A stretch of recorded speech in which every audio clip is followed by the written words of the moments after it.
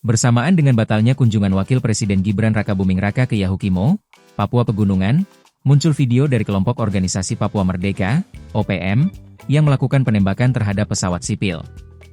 Dalam narasi yang beredar, penembakan dilakukan terhadap pesawat sipil yang akan mendarat di Bandara Nop Goliat Dekai, Yahukimo, Selasa, 13 Januari 2026. OPM mengklaim penembakan itu disebut sebagai peringatan agar Gibran tak memasuki wilayah Yahukimo.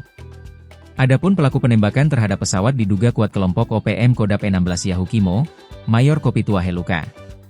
Merespons video dan narasi yang beredar, Pangdam 17 Cendrawasih Maijen TNI Amrin Ibrahim saat dikonfirmasi pada Rabu, 14 Januari 2026, membantahnya.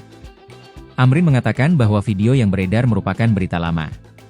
Adapun sebelumnya, Amrin menyatakan bahwa pihaknya meminta Wapres Gibran untuk menunda kunjungan kerja ke Yahukimo. Keputusan ini menyusul hasil penilaian intelijen, ada pergerakan dari kelompok-kelompok tak bertanggung jawab yang berpotensi mengganggu keamanan kunjungan Wapres.